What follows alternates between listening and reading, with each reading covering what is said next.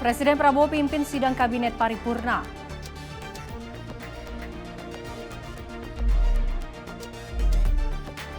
Kemhan gelar pembekalan bagi awak media di daerah rawan.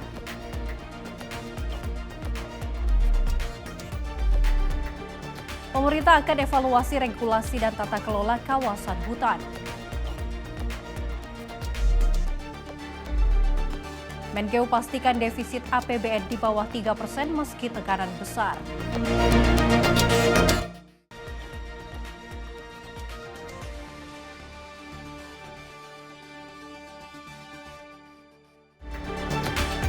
Halo pemirsa, apa kabar? Selain 4 informasi utama tadi, kami telah menyiapkan sejumlah informasi yang telah kami rangkum selama sepekan terkait dengan peristiwa.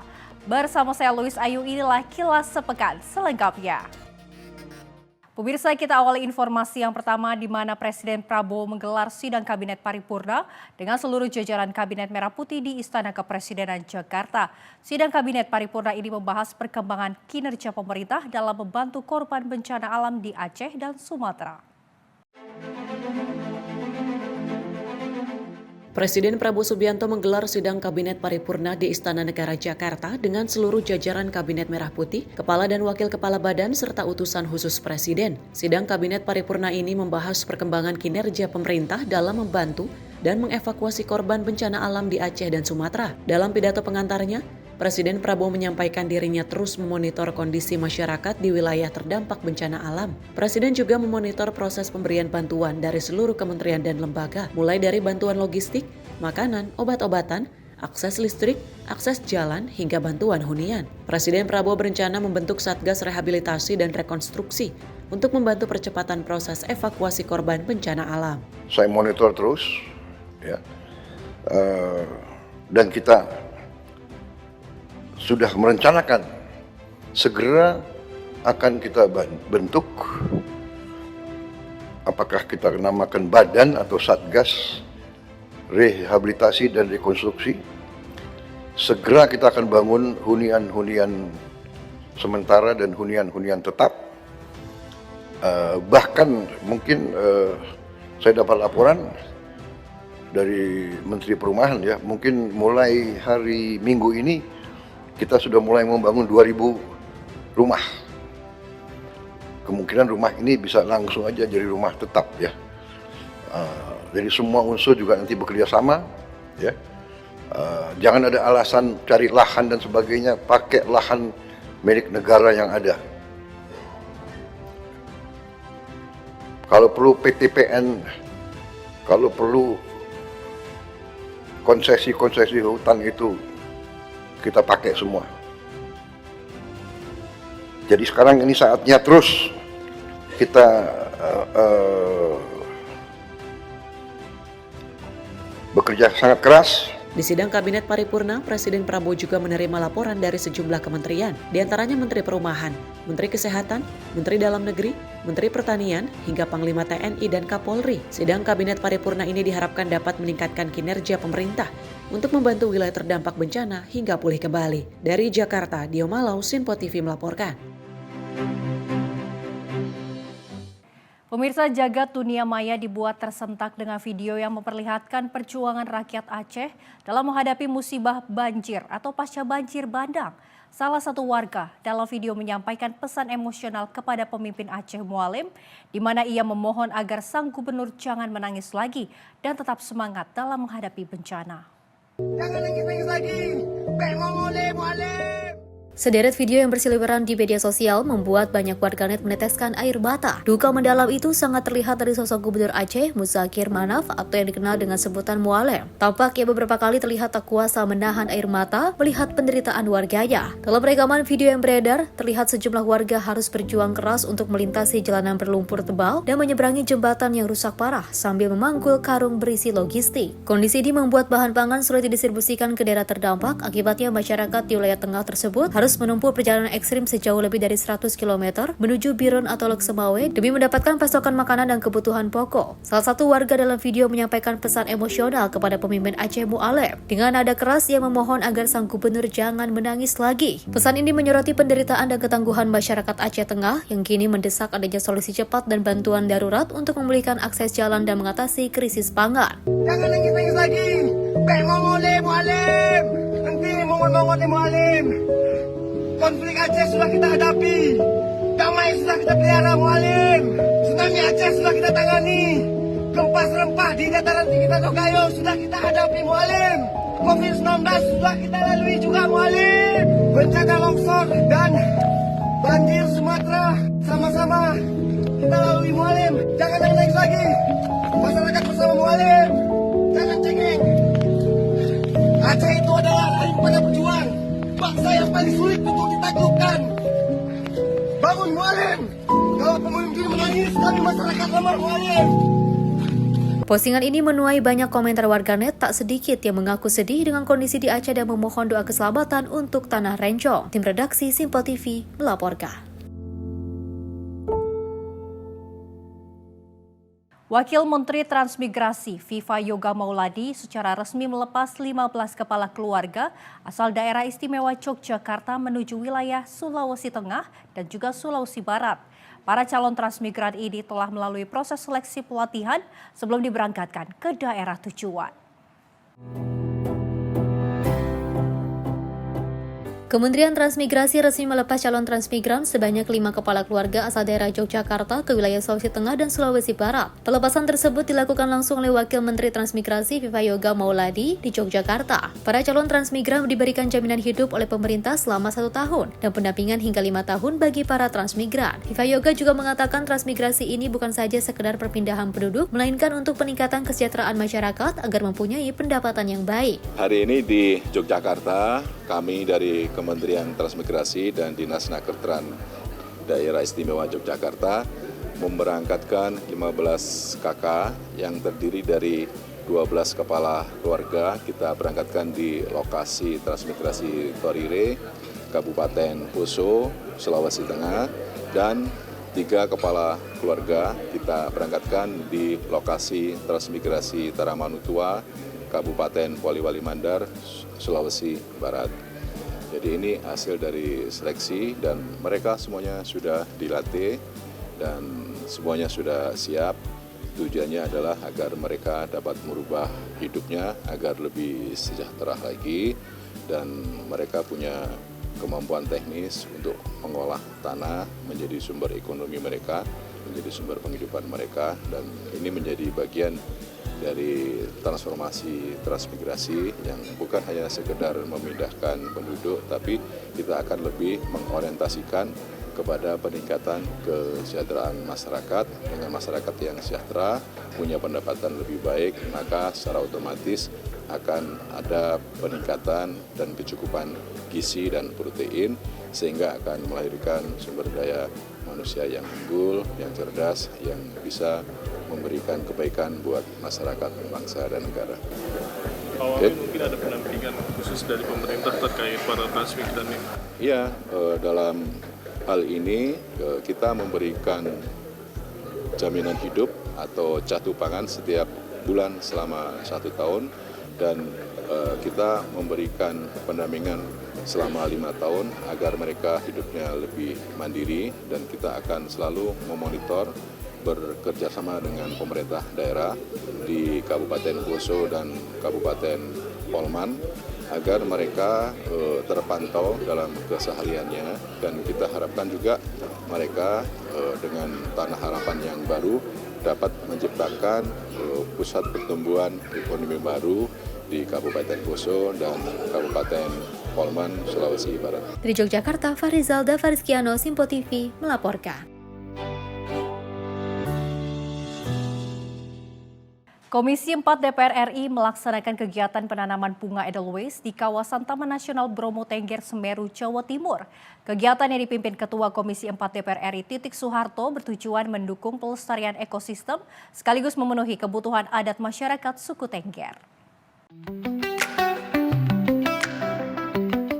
Komisi 4 Dewan Perwakilan Rakyat Republik Indonesia dipimpin Ketua Komisi 4 Titik Soeharto melakukan penanaman bunga Edelweiss di kawasan Taman Nasional Bromo Tengger Semeru atau TNBTS. Kegiatan ini dilakukan sebagai upaya untuk mendukung kelangsungan ekosistem pegunungan serta menjaga populasi bunga Edelweiss yang juga merupakan tanaman endemik dan dilindungi. Selama ini bunga Edelweiss memiliki nilai budaya dan spiritual bagi masyarakat suku Tengger khususnya untuk keperluan ritual adat. Melalui program budidaya ini diharapkan kebutuhan adat dapat terpenuhi tanpa merusak populasi Edelweiss alami di zona inti Taman Nasional. Ketua Komisi 4 DPR RI Titik Soeharto menyebut Edelweiss sebagai bunga abadi yang memiliki keindahan dan juga keunikan karena hanya tumbuh di kawasan pegunungan dengan ketinggian tertentu. Dari Komisi 4 kami meninjau Taman Nasional Bromo Tengger Semeru, ya. Edelweiss, tanam Edelweiss itu memang indah sekali, bunga yang tumbuh hanya di ketinggian 1.300-an gitu ya, dan itu bunga forever, nggak layu, nggak bakal layu. Melalui kegiatan penanaman dan budidaya Edelweiss ini, Komisi 4 DPR RI berharap upaya pelestarian lingkungan dapat berjalan seiring dengan pelestarian nilai budaya dan juga kearifan lokal masyarakat sekitar Taman Nasional. Tim redaksi Simpo TV melaporkan. Momen Ketua Umum Dharma Wanita Persatuan Ida Rahmawati melakukan video call dengan Menteri Kesehatan Budi Gunadi Sadikin dan terekam dan juga dibagikan melalui media sosial Instagram. Dalam momen tersebut, Ida Rahmawati dan Menkes memberikan semangat secara langsung kepada para relawan mahasiswa dari Poltekkes Kemenkes Medan yang terlibat dalam pemulihan pasca banjir di RSUD Aceh Tamiang. Ketua Umum Dharma Wanita Persatuan Ida Rahmawati yang juga merupakan istri dari Menteri Kesehatan Budi Gunadi Sadikin sebelumnya meninjau langsung kondisi Rumah Sakit Umum Daerah Aceh Tamiang yang terdampak banjir. Dalam kunjungan tersebut, Ida Rahmawati bertemu langsung dengan para relawan bencana yang ternyata merupakan sekelompok mahasiswa dari Poltekkes Kemenkes Medan. Melalui video call, Menteri Kesehatan Budi Gunadi Sadikin menyampaikan ucapan terima kasih dan apresiasi atas dedikasi para mahasiswa yang telah rela menyisihkan waktu serta tenaga untuk membersihkan sisa banjir dan lumpur agar Rumah Sakit Umum Daerah Aceh Tamiang dapat segera kembali beroperasi. Menkes juga menyampaikan janji bahwa para relawan akan mendapatkan sertifikat pengabdian dari Kementerian Kesehatan atas kontribusi nyata mereka dalam penanganan dampak bencana.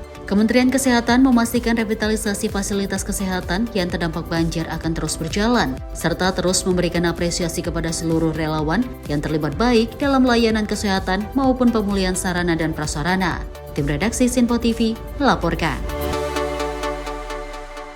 Pemirsa, jembatan Bailey penghubung antara Provinsi Tapanuli Tengah dan Tapanuli Selatan via Desa Garoga, Kecamatan Batang Toru telah selesai dibangun. Kini jembatan tersebut mulai bisa digunakan oleh masyarakat mulai Sabtu 12 Desember 2025.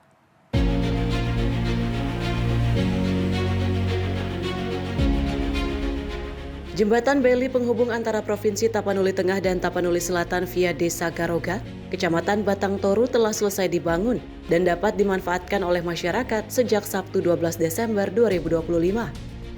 Jembatan yang dibangun oleh personel TNI Yonzipur ini dapat dilalui oleh kendaraan roda 2 maupun roda 4. Meskipun demikian, akses untuk kendaraan roda 4 menuju Desa Garoga di Batang Toru, Tapanuli Selatan dari Tapanuli Tengah untuk saat ini hanya bisa menjangkau sampai titik sungai buatan imbas banjir bandang. Perjalanan masyarakat menuju Batang Toru masih perlu dilanjutkan dengan berjalan kaki menyeberangi wilayah terdampak.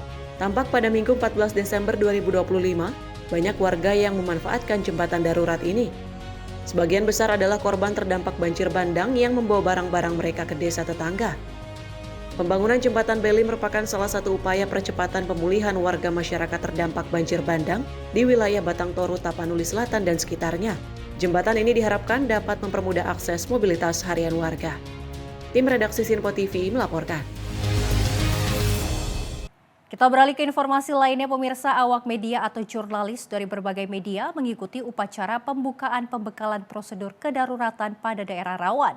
Pembekalan ini sebagai upaya meningkatkan kesiapsiagaan dan keselamatan terhadap awak media dalam menjalankan tugas jurnalistik pada wilayah dengan tingkat resiko yang tinggi. Kementerian Pertahanan menggelar upacara pembukaan pembekalan terhadap awak media mengenai prosedur kedaruratan pada daerah rawan di Menlatpur Kostrad Karawang, Senin 15 Desember 2025. Kegiatan pembekalan ini dibuka secara langsung oleh Kapuspen TNI Maijen TNI Freddy Ardianza sebagai upaya meningkatkan kesiapsiagaan dan keselamatan terhadap awak media dalam menjalankan tugas jurnalistik pada wilayah dengan tingkat risiko yang tinggi.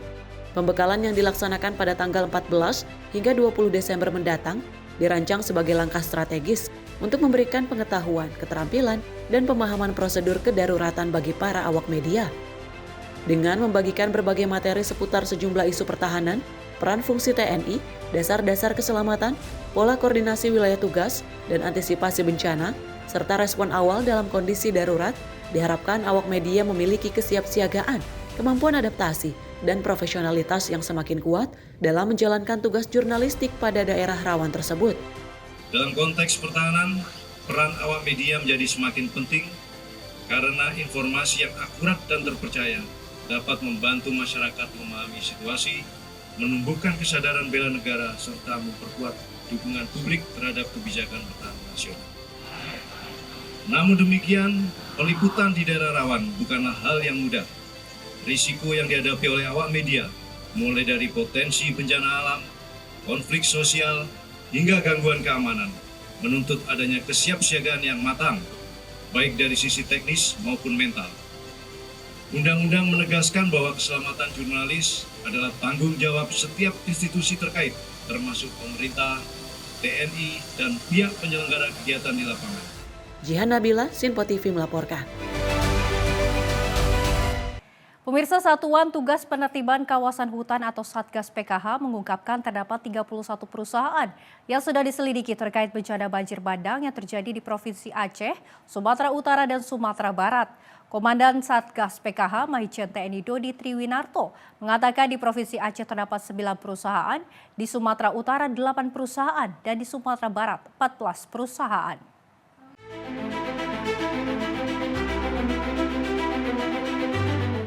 Satuan Tugas Penertiban Kawasan Hutan telah mengidentifikasi sejumlah perusahaan penyebab bencana banjir dan longsor yang melanda Provinsi Aceh, Sumatera Barat, dan Sumatera Utara. Sebanyak 31 perusahaan diduga bertanggung jawab atas bencana tersebut. Komandan Satgas PKH, Maijen TNI Dodi Triwinarto, mengatakan di Provinsi Aceh terdapat 9 perusahaan yang diduga berkaitan langsung dengan bencana, khususnya di wilayah daerah aliran sungai atau DAS. Di Sumatera Utara, Satgas PKH mengidentifikasi 8 perusahaan, termasuk kelompok pemegang hak atas tanah atau PHT yang diduga berkaitan dengan bencana di sejumlah wilayah DAS. Sementara itu di Sumatera Barat, Satgas PKH menduga terdapat 14 perusahaan lokal yang berkaitan dengan bencana banjir dan longsor di 3 wilayah daerah aliran sungai. Untuk yang di Aceh, dugaan sementara yang terimbas langsung, yang terkait langsung dengan DAS daerah aliran sungai itu ada 9 PT. Untuk yang di Sumatera Utara, DAS yang di Batang Toru, Sungai Garoga, kemudian yang di Langkat, termasuk longsor yang ada di sana, itu ada 8, termasuk dengan kelompok PHT, pemegang hak atas tanah. Kemudian yang untuk di Sumatera Barat, dugaan terhadap subjek hukum yang ada, identitas perusahaan lokal, diperkirakan ada 14 dari 3 wilayah daerah aliran sungai. Tim redaksi Sinpo TV melaporkan.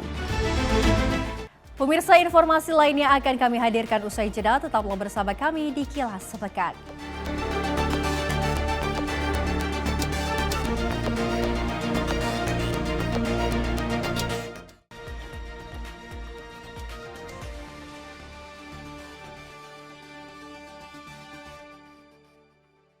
Apa saja peristiwa terhangat yang akan menemani Anda di waktu istirahat siang?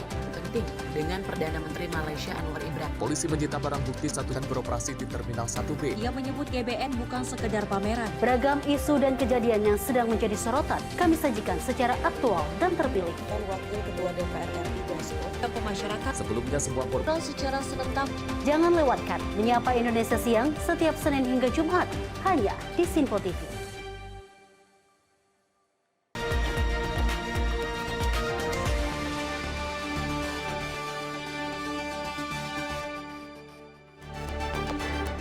Terima kasih pemirsa, Anda kembali menyaksikan Kilas Sepekan. Informasi kami lanjutkan. Pemirsa, dalam sidang kabinet, Kepala BMKG menyampaikan telah memasang lebih dari 10.000 detektor untuk memantau gempa dan tsunami.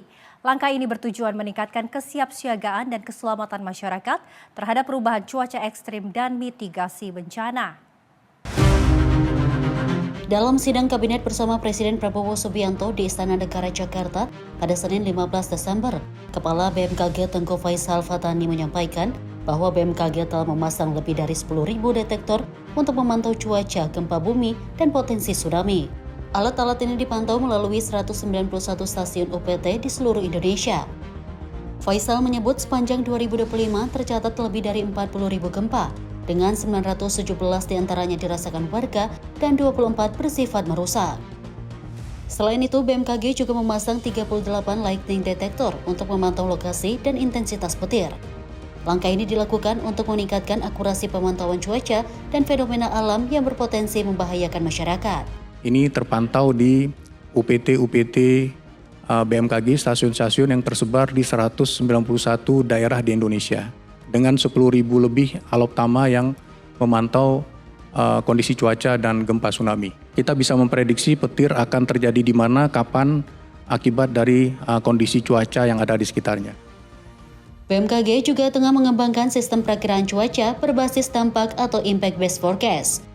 Sistem ini tidak hanya menyajikan perakiraan cuaca, tetapi juga memperhitungkan resiko, keterpaparan, dan kerentanan masyarakat, sekaligus memberikan rekomendasi langkah yang harus diambil untuk meminimalkan dampak bencana hidrometeorologi.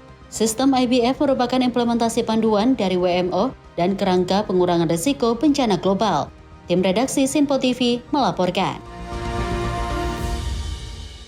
Pemirsa, pemerintah akan melakukan evaluasi regulasi peraturan mulai dari sektor lingkungan hidup hingga perbaikan tata kelola. Hal ini dilakukan guna mencegah bencana serupa agar tidak terulang kembali. Jampitsus Kejaksaan Agung Febri Adriansyah mengatakan bahwa pemerintah akan melakukan evaluasi regulasi, peraturan sektor lingkungan hidup, kehutanan, tata ruang wilayah, energi dan sumber daya alam, termasuk perbaikan keseluruhan tata kelola. Menurutnya, apabila regulasi dan tata kelola diperbaiki, akan mencegah kejadian bencana terulang kembali.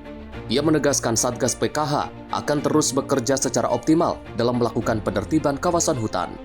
Guna mencegah kejadian bencana berulang kembali,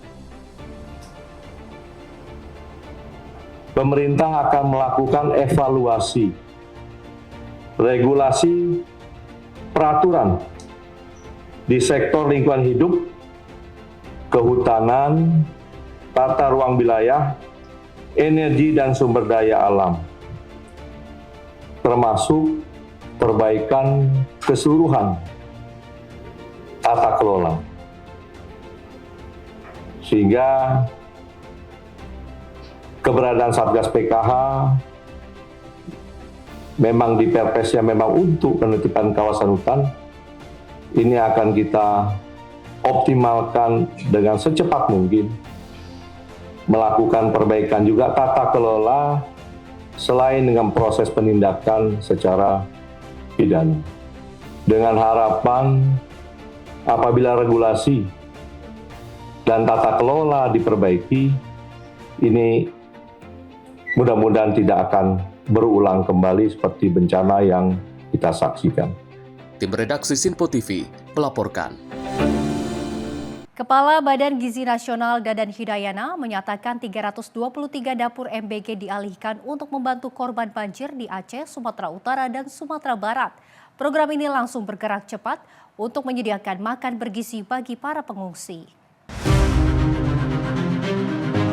Kepala Badan Gizi Nasional Dadan Hidayana dalam sidang Kabinet Paripurna di Istana Negara Jakarta pada Senin 15 Desember menyampaikan bahwa sebanyak 323 satuan pelayanan pemenuhan gizi dari program makan bergizi gratis kini beralih fungsi menjadi dapur umum untuk membantu masyarakat terdampak banjir di Aceh, Sumatera Utara, dan Sumatera Barat.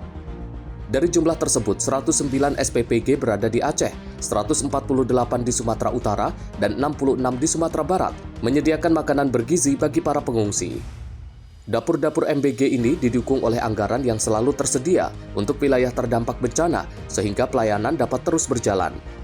Secara nasional, hingga saat ini telah berdiri 17.555 SPPG di 38 provinsi yang telah melayani 50,39 juta pelajar, sekaligus membuka lapangan kerja bagi 741.985 orang. Program MBG juga melibatkan 41.389 pemasok dalam distribusi makanan bergizi.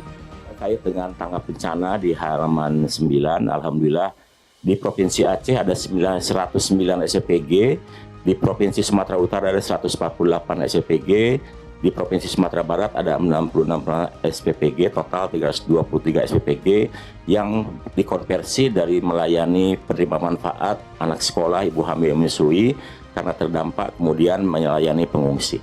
Kita pastikan seluruh virtual account di daerah bencana, kita pastikan selalu tersedia uangnya agar bisa tetap melayani pengungsi. Serapan anggaran program MBG hingga kini mencapai 58 triliun rupiah atau 81% dari pagu. Hingga akhir Desember sebanyak 19.000 SPPG baru akan didirikan untuk memperluas jangkauan program, menjadikan dapur-dapur MBG salah satu pilar utama dalam mendukung ketahanan gizi masyarakat di seluruh Indonesia. Tim redaksi Sinpo TV melaporkan. Pemirsa, proses pemulihan pasca banjir dan longsor di Kabupaten Agam, Sumatera Barat terus berjalan. Pemulihan bukan hanya terkait membangun kembali rumah dan infrastruktur, melainkan trauma yang masih dirasakan para penyintas, terutama anak-anak.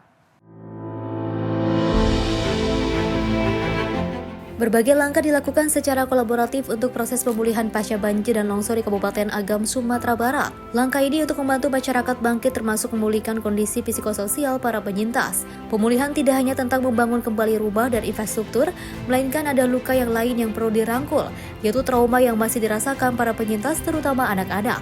Melalui layanan dukungan psikososial, para pekerja sosial merawat luka trauma anak-anak secara bertahap. Dengan pendekatan penuh kasih sayang, para pekerja sosial berinteraksi melalui aktivitas bermain, bernyanyi dan bercerita, menciptakan ruang anak yang aman untuk mendukung proses pemulihan. Tak hanya itu, pendampingan psikologi bagi orang tua dan anak serta layanan gratis turut diberikan sebagai bagian dari proses pemulihan menyeluruh. Melalui layanan psikososial ini, anak-anak diharapkan dapat kembali menemukan rasa aman dan percaya diri. Tim redaksi Sinpo TV melaporkan.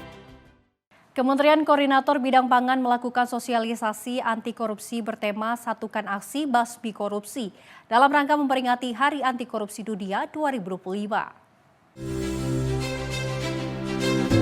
Menko Pangan Zulkifli Hasan meminta KPK untuk terus mengawal dan mendampingi pelaksanaan program-program unggulan Kemenko Pangan agar pengelolaan anggarannya dapat berjalan dengan baik. Zulhas juga mengatakan Kemenko Pangan memiliki anggaran yang cukup besar senilai hampir 600 triliun rupiah untuk dikelola dalam program-program strategis seperti makan bergizi gratis, pengelolaan waste to energy, hingga swasembada pangan. Oleh karenanya, Kemenko Pangan menggandeng KPK dan Badan Pengawas Keuangan dan Pembangunan, serta Badan Pemeriksa Keuangan untuk memastikan seluruh program berjalan sesuai dengan aturan dan prinsip akuntabilitas. Karena Menko Pangan ini membidangi program-program unggulan Bapak Presiden dan dananya begitu besar, kami minta dikawal, ya, dibantu oleh KPK agar apa yang kita programkan ini bisa berjalan dengan baik. Kami juga dengan BPKP dan BPK juga, ya, agar tadi anggarannya kan besar sekali. Kami ada MBG di sini, ada Kopdes, ada pangan dan lain-lain, besar sekali. Kita tidak ingin ada risiko apapun sehingga program ini diharapkan bisa berjalan dengan baik. Alhamdulillah, kami nilainya kemarin berapa, Pak? Rata-rata nasional 72 ya Pak? 72, kami 80. Oleh karena itu akhir tahun ini kita minta disosialiskan lagi agar yang tahun lalu bisa kita rapikan dan tahun yang akan datang kita sudah siap-siap. Dalam kesempatan yang sama, Wakil Ketua KPK Agus Joko Pramono menyampaikan bahwa Indeks Integritas Nasional Kemenko Pangan kini berada di atas rata-rata nasional dengan survei penilaian integritas mencapai skor 7,8 poin. Menurutnya, hal tersebut patut untuk diapresiasi, terlebih Kementerian Koordinator Bidang Pangan merupakan kementerian baru di Kabinet Pemerintahan. Dari Jakarta, Sri Dewi Andayani, Mutia Anggiadi, Sinpo TV melaporkan. Informasi lainnya datang dari Presiden Prabowo Subianto yang mengakhiri peninjauan 2 hari ke wilayah bencana di Aceh dan Sumatera. Pemerintah memastikan akses ke lokasi terjangkau dan stok pangan bagi korban tercukupi. Di Pangkalan Udara Suwondo, Medan, Sumatera Utara pada Sabtu 13 Desember, Menteri Sekretaris Negara Prasetyo Hadi mengatakan bahwa Presiden Prabowo Subianto melakukan peninjauan 2 hari ke wilayah bencana di Aceh dan Sumatera Utara untuk memastikan penanganan berjalan cepat dan melihat langsung progresnya. Selama peninjauan, Prabowo juga menyapa korban bencana untuk memberi dukungan moral. Prasetyo menambahkan kebutuhan dasar seperti pakaian, obat-obatan, dan air bersih bagi para korban sudah terpenuhi. Sementara hampir seluruh rumah sakit yang sempat lumpuh kini mulai berfungsi meski belum optimal. Prasetyo juga mengapresiasi kerja keras semua pihak mulai dari TNI, Polri, BNPB, Basarnas, pemerintah daerah, relawan hingga masyarakat dan perusahaan. Ia juga menyampaikan terima kasih kepada warga Aceh dan Sumatera Utara yang menyambut kunjungan Prabowo dengan hangat serta meminta maaf jika ada hal yang kurang berkenan selama kegiatan tersebut. Semua wilayah sudah bisa terjangkau. Apa yang dibutuhkan oleh masyarakat semua juga kami cek, stok kita mencukupi, kebutuhan pangan mencukupi, termasuk air bersih di Tamiang. Terus-menerus kita lakukan perkuatan. Tim redaksi Simpo TV melaporkan. Menteri Keuangan memastikan defisit APBN 2025 akan tetap berada di bawah 3% terhadap produk domestik bruto meskipun menghadapi tekanan yang besar. Purbaya juga memastikan APBN yang dikelolanya sejak awal September 2025 akan membuka defisit di bawah 3%. Menteri Keuangan Purbaya Yudi Sadewa memastikan bahwa APBN yang dikelola olehnya sejak awal September 2025 akan membukukan defisit di bawah 3% atau masih dalam batasan undang-undang. Purbaya masih menghitung arus keluar masuk kas APBN jelang penutupan 2025, sehingga belum bisa memastikan apabila defisit APBN akan melebar dari outlook 2,78% terhadap PDB, meskipun penerimaan pajak masih di bawah target. Penerimaan negara awalnya ditargetkan mencapai 3.005,1 triliun rupiah, yang kemudian diturunkan menjadi 2.865,5 triliun rupiah atau 95,4% dari target awal. Proyeksi defisit pun dikoreksi dari semula 2,53% terhadap produk domestik bruto menjadi 2,78% PDB. Catatan realisasi terakhir per akhir Oktober 2025, pendapatan negara tercatat sekitar 2.113,3 triliun rupiah atau 73,7% dari target proyeksi. Sedangkan defisit dilaporkan pada level 2,02% PDB. Hanya karena masih gerak, yang jelas tahun depan akan berubah. Saya akan lihat betul pajak seperti apa, saya akan hands on. Defisit berubah, mungkin akan lebih besar lagi, tapi saya akan di bawah 3%, jadi secara undang-undang masih dihitung. Kan angkanya bergerak terus nih, kita hitung yang masuk ke sini berapa, terus PDB-nya juga berapa, kan geser kan. Nah, ada beberapa, tapi saya 2 triliun, 3 triliun besar enggak? Katanya pajak saku mau ngasih 2-3 triliun tuh, terus dari pajak dari barang yang dirampas itu loh. Terus apa ya, yang satuan PKH itu, yang PNBP. Yang untuk saya kan yang penting uangnya cukup. Dari Jakarta, Dio Malau, Simpo TV melaporkan. Informasi lainnya datang dari Menteri Perumahan dan Kawasan Permukiman Marwarar Sirait yang menyampaikan sebanyak 2.600 rumah hunian tetap di wilayah bencana Sumatera akan dibangun tanpa menggunakan APBN. Meski demikian, dirinya menyebut masih membutuhkan sekali lagi rapat koordinasi untuk membahas legalitas tanah yang digunakan. Menko PKP Marwarar Sirait menyampaikan bahwa sudah ada 2.600 rumah hunian tetap atau huntap di wilayah bencana Sumatera terdiri dari Aceh, Sumatera Barat, dan Sumatera Utara yang akan dibangun menggunakan dana non-APBN.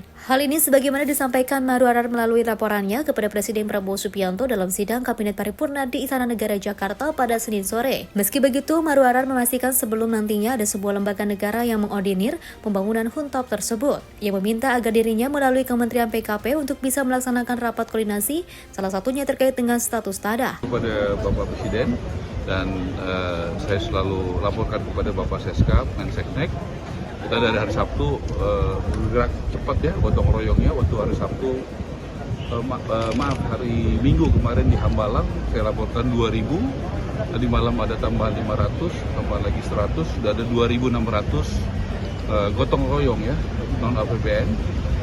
Tentu kita juga sudah persiapan seperti tadi sudah saya sampaikan, tim PKP sudah melakukan survei di 3 provinsi Sumatera Barat, Sumatera Utara, dan Aceh, daerah-daerah yang tentu kita cari dengan 3 kriteria ya, secara kontur tanahnya, jangan harus aman dari banjir, dari longsor.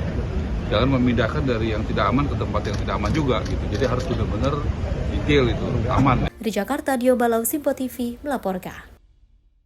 Pemirsa, informasi lainnya akan kami hadirkan usai jeda. Tetaplah bersama kami di Kilas Sepekan.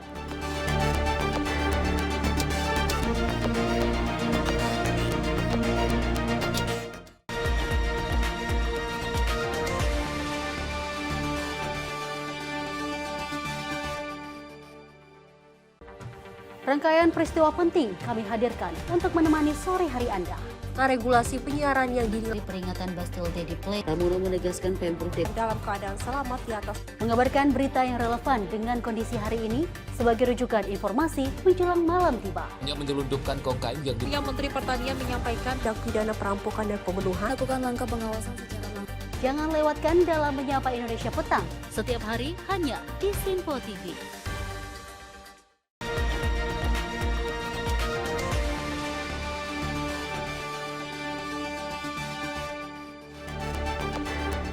Terima kasih pemirsa, Anda kembali menyaksikan Kilas Sepekan. Informasi kami lanjutkan. Kepolisian Negara Republik Indonesia menggelar rapat koordinasi lintas sektoral kesiapan pelayanan Natal tahun 2025 dan Tahun Baru 2026. Rakor digelar sebagai bentuk sinergi lintas sektor untuk mewujudkan pelayanan Nataru yang aman, nyaman, dan humanis dalam semangat transformasi Polri. Dalam rakor tersebut, Kapolri menyampaikan apresiasi kepada seluruh kementerian, lembaga, dan pemerintah daerah atas dukungan dalam persiapan pengamanan Natal 2025 dan Tahun Baru 2026. Pada kesempatan itu, Kapolri juga menyampaikan duka cita mendalam atas bencana alam yang melanda sejumlah wilayah di Indonesia, serta mengajak seluruh pihak mendoakan para korban agar diberikan kekuatan. Berdasarkan hasil survei Kementerian Perhubungan, potensi pergerakan masyarakat saat Nataru 2025 hingga 2026 diprediksi meningkat sebanyak 8,83 juta orang atau 7,9%, dengan total pergerakan mencapai 119,5 juta orang. Arus mudik diperkirakan terjadi pada 20 dan 24 Desember 2025, sedangkan puncak arus balik diprediksi pada 28 Desember 2025 dan 4 Januari 2026. Untuk menjamin keamanan, Polri bersama TNI dan instansi terkait menggelar Operasi Lilin 2025 selama 14 hari, mulai 20 Desember 2025 hingga 2 Januari 2026. Sebanyak 146.701 personil gabungan diterjunkan, terdiri dari personil Polri, TNI, dan unsur terkait lainnya. Polri juga menyiapkan 2.903 pos pengamanan, pos pelayanan, dan pos terpadu untuk mengamankan lebih dari 44.000 objek, meliputi gereja, terminal, bandara, stasiun, pusat perbelanjaan, hingga objek wisata. Pemerintah turut memberikan stimulus untuk mengurai kemacetan, antara lain diskon tarif angkutan laut, penyeberangan, diskon tiket kereta api 30%, serta diskon tiket pesawat 13 hingga 14%.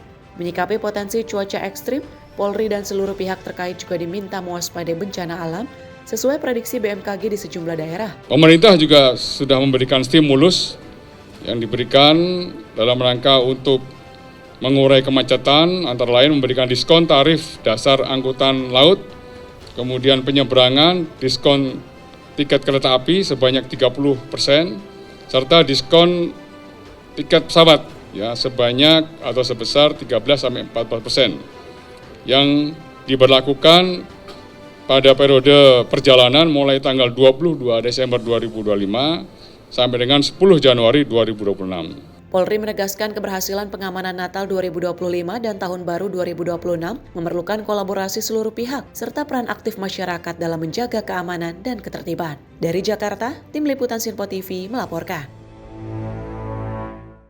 Pemirsa, untuk memberi efek jerah sekaligus memberantas peredaran rokok dan minuman keras ilegal, Kantor Wilayah Direktorat Jenderal Bea Cukai Bali, Nusa Tenggara Barat dan Nusa Tenggara Timur memusnahkan rokok dan minuman keras dengan nilai keseluruhan 3,13 miliar rupiah. Pemusnahan itu merupakan hasil penindakan selama kurun waktu Oktober 2024 hingga November 2025 oleh Kanwil Direktorat Jenderal Bea Cukai Bali, NTB, dan NTT.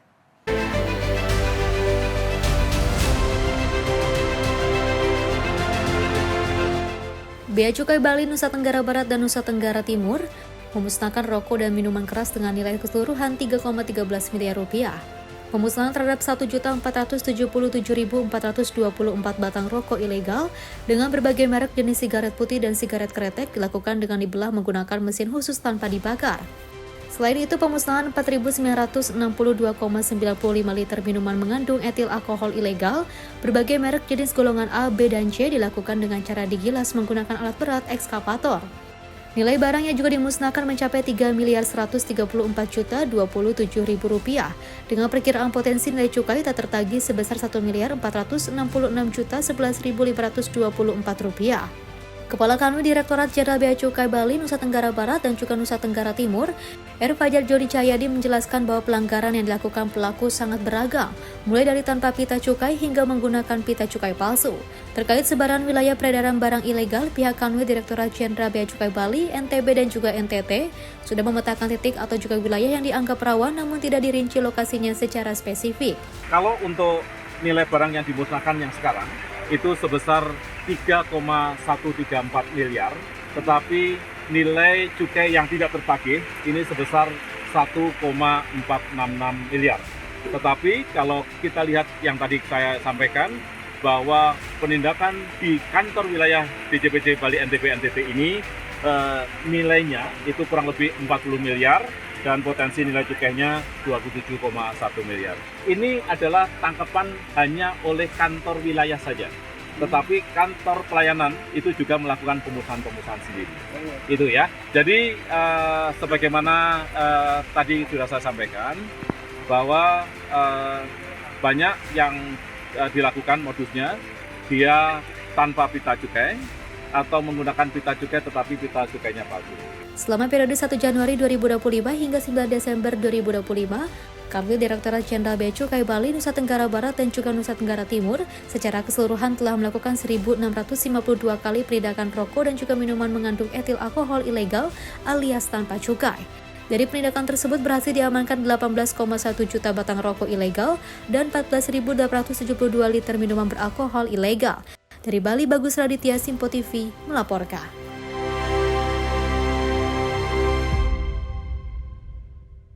Pemirsa, pelaksana tugas Direktur Jenderal Imigrasi Kementerian IMIPAS, Yuldi Yusman merespon terjadinya kerusuhan yang ditimbulkan warga negara asing asal Cina di Ketapang, Kalimantan Barat.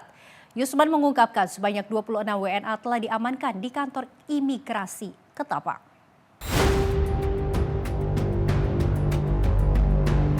Sebanyak 26 WNA yang diduga menimbulkan kerusuhan di perusahaan tambang emas PT Sultan Rafli Mandiri telah diamankan oleh pihak imigrasi Ketapang. PLT Dirjen Imigrasi Kementerian IMIPAS Yuldi Yusman mengatakan jumlah tersebut bisa saja bertambah lantaran beberapa WNA meminta izin untuk melakukan perpanjangan visa dan sakit. Meski demikian, dirinya belum bisa mengungkap seluruh WNA yang diamankan apakah berasal dari Cina atau bukan. Saat ini kami dari pusat sudah turun, tentunya dengan dibantu oleh imigrasi kami yang ada di Ketapang. Sudah langsung berkoordinasi dan sudah mengamankan juga dengan dibantu oleh dari pihak Kodim. Saat ini rencananya akan dilakukan proses pendalaman oleh pihak Polda. Kami mendapatkan laporan dari Kanwil kami, Kanwil Imigrasi yang ada di wilayah Kalimantan Barat. Dan untuk WNA-nya saat ini sudah diamankan di kantor imigrasi Ketapang. Sebelumnya sejumlah WNA asal Cina di Ketapang, Kalimantan Barat diduga melakukan perusakan hingga penyerangan di kawasan perusahaan pertambangan emas PT Sultan Rafli Mandiri dengan menggunakan parang hingga airsoft gun. Akibat kejadian tersebut, 5 anggota TNI dan 2 kendaraan perusahaan turut diserang oleh WNA tersebut. Dari Jakarta, Sri Dewi Andayani, Mutia Agiani, Simpo TV melaporkan. Informasi lainnya datang dari Menteri SDM Bahlil Lahadalia yang memastikan persediaan BBM dan LPG aman selama libur Natal dan Tahun Baru. Hal ini Pertamina menyiagakan SPBU, terminal dan fasilitas tambahan untuk antisipasi lonjakan permintaan. Menteri Energi dan Sumber Daya Mineral Bahlil Lahadalia memastikan persediaan BBM dan LPG tetap mencukupi selama libur Natal dan Tahun Baru, meski Indonesia masih dalam masa pemulihan pasca bencana. Pernyataan ini disampaikan Bahlil dalam sidang Kabinet Paripurna di Istana Negara Jakarta pada Senin 15 Desember 2025 setelah mengecek langsung data ketersediaan energi. Bahlil juga merinci ketahanan stok BBM bersubsidi, RON 90 mencapai 18 hari, RON 92 dan RON 95 masing-masing 22 dan 28 hari, sedangkan stok solar nasional berada di kisaran 15 hingga 17 hari. Pasokan LPG diperkirakan cukup untuk 14 hari. Kementerian SDM memproyeksikan konsumen bensin meningkat 7,2% dan LPG naik 5,2% selama periode 15 Desember 2025 hingga 5 Januari 2026. Untuk Nataru, insya Allah aman Bapak, sekalipun kita kena di persoalan di bencana. Jadi ini semua masih dalam koridor stok standar minimum nasional. Sebagai langkah antisipasi, PT Pertamina menyiagakan 125 terminal BBM, 7.885 SPBU dan juga 27 depot pengisian pesawat. Pertamina juga menyiapkan fasilitas tambahan di titik-titik yang berpotensi mengalami lonjakan permintaan, memastikan ketersediaan energi tetap aman selama Nataru. Tim redaksi Simpo TV melaporkan. Sempat mencapai Rp35.000 harga LPG 3 kg di Aceh kini kembali normal menjadi Rp18.000. Warga pun menyambut gembira operasi pasar yang membuat LPG lebih terjangkau. Pertamina menggelar operasi pasar LPG 3 kg di kantor Camat Blang Bintang, Aceh Besar untuk membantu masyarakat pasca bencana di Aceh, Sumut, dan Sumbar. Kegiatan ini disambut antusias warga karena harga LPG kembali normal, Rp18.000 per tabung dibanding sebelumnya mencapai Rp22 hingga Rp35.000. Salah satu warga yaitu Ani mengaku bersyukur bisa membeli LPG dengan harga normal. Melalui sistem antrian yang lebih tertib, ia berharap pasokan LPG ke depannya lebih lancar, terutama menjelang Natal dan Tahun Baru, agar semua warga bisa mendapatkannya secara adil. Wakil Wali Kota Banda Aceh, Afdal Khalilullah mengatakan, operasi pasar ini digelar untuk memastikan pasokan energi terpenuhi dan harga tetap sesuai ketentuan. Kegiatan ini juga bertujuan membantu masyarakat menghadapi kesulitan pasca bencana sekaligus menekan inflasi di wilayah Banda Aceh. Tim redaksi Simpo TV melaporkan. Presiden Prabowo Subianto mendorong Papua mencapai swasembada energi, di mana kepala negara menekankan pemanfaatan tenaga surya dan air untuk daerah-daerah terpencil. Presiden Prabowo Subianto menekankan Papua harus mencapai swasembada energi selain swasembada pangan. Ia meyakini Papua memiliki potensi sumber daya energi yang besar dan menginginkan hasil energi yang diproduksi di daerah itu dinikmati langsung oleh masyarakat setempat. Pernyataan ini disampaikan saat pengarahan kepada Kepala Daerah se-Papua dan KEPP OKP di Istana Negara Jakarta pada 16 Desember 2025. Prabowo mendorong daerah terpencil di Papua memanfaatkan energi alternatif seperti tenaga surya dan air. Teknologi ini kini lebih murah dan terjangkau sehingga setiap wilayah bisa mandiri secara energi tanpa terlalu bergantung pada pengiriman BBM dari luar. Ia juga mendorong pengembangan tanaman lokal seperti kelapa sawit, tebu, dan singkong untuk mendukung produksi BBM mandiri. Swasembada pangan dan energi diharapkan bisa menghemat ratusan triliun rupiah dana subsidi dan mengurangi ketergantungan impor BBM yang pada 2025 mencapai 520 triliun.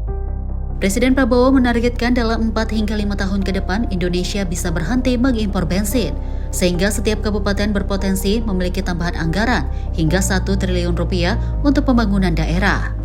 Saya kira Papua punya sumber energi yang sangat baik dan Menteri ESDM juga sudah merancang bahwa daerah-daerah Papua harus menikmati hasil daripada energi yang diproduksi di Papua. Ini semua adalah supaya ada kemandirian tiap daerah. Sehingga kita rencanakan dalam 5 tahun semua daerah bisa berdiri di atas kakinya sendiri.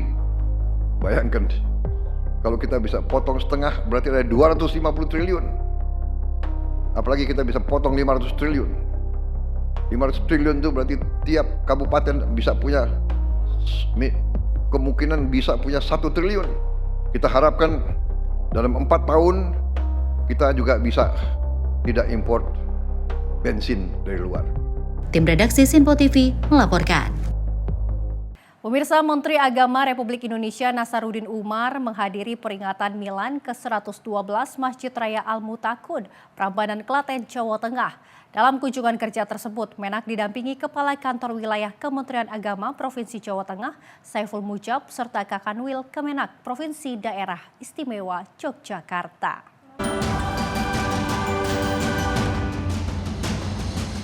Menteri Agama Republik Indonesia Profesor Kiai Haji Nasaruddin Umar bersama dengan Kepala Kantor Wilayah Kementerian Agama Provinsi Jawa Tengah, Saiful Mujab, melaksanakan kunjungan kerja ke Kabupaten Klaten pada Minggu 14 Desember 2025.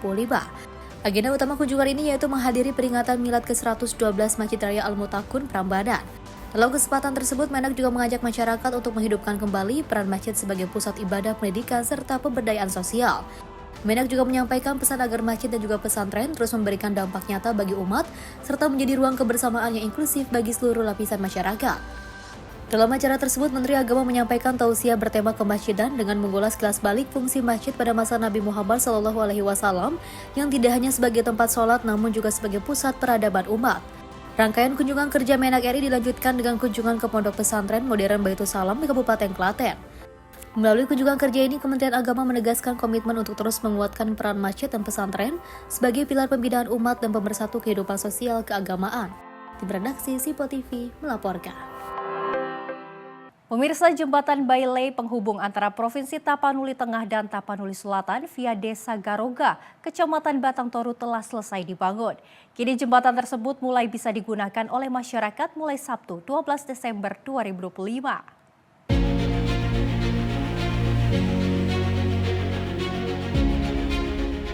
Jembatan Bailey penghubung antara Provinsi Tapanuli Tengah dan Tapanuli Selatan via Desa Garoga, Kecamatan Batang Toru telah selesai dibangun dan dapat dimanfaatkan oleh masyarakat sejak Sabtu 12 Desember 2025. Jembatan yang dibangun oleh personel TNI Yonzipur ini dapat dilalui oleh kendaraan roda 2 maupun roda 4. Meskipun demikian, akses untuk kendaraan roda 4 menuju Desa Garoga di Batang Toru, Tapanuli Selatan dari Tapanuli Tengah untuk saat ini hanya bisa menjangkau sampai titik sungai buatan imbas banjir bandang.